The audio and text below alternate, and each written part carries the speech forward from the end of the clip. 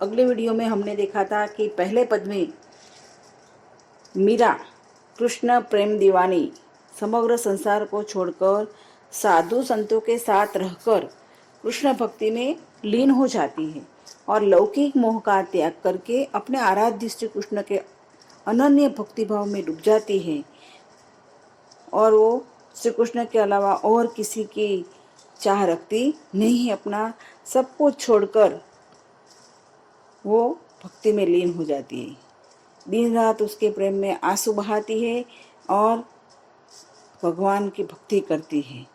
जिस प्रकार बताया उन्होंने कि दही में से अगर घी मथ कर निकाल दिया जाता है दूध, तो वो कुछ काम का नहीं रहता, उसमें कोई सार नहीं होता। उसी प्रकार श्री कृष्ण के बिना इस संसार में कोई सार नहीं है, ये हमने देखा। और विष का प्याला भी पी जाती है।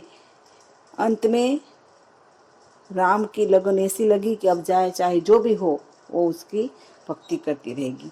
दूसरे पद में मीरा ने श्री कृष्ण के नाम रूपी रत्न की प्राप्ति उनको हुई है, उसका असीम आनंद उन्होंने अभिव्यक्त किया है। और वो रत्न उनको उनके सद्गुरु के द्वारा मिला है। सद्गुरु को पाकर वो भवसागर पार करने का आनंद भी वो बता रही है और उनको विश्वास है कि सद्गुरु उनको भवसागर पार करा देंगे। अब तीसरा पद देखते हैं। तीसरे पद में मीरा के यहाँ अनन्य भक्ति भाव चरम सीमा तक पहुंच जाती है और वो भगवान की भक्ति करते करते अपने पैरों में घुंघरू बांध लेती है। वो कहा है कि पग घुंघरू बांध मीरा नाचेरी, लोग कहे मीरा हो गई बावरी, सास कहे कुल नासेरी। मीराबाई पैर में घुंघरू पहन के नाचने लगती है उनकी भक्ति करते करते। तो लोग उसको देखकर कहते कि अरे ये तो पागल हो गई। और उनकी सास तो उनको कुलनाशी, कुल की मर्यादा नष्ट करने वाली बता रही है। उनका देवर जो है वो तो उनको ऐसा समझता है कि वो अगर वो मर जाए तो अच्छा, इसीलिए वो उसको जहर का प्याला देता है, भेजता है, तो वो पीकर हंसने लगती है।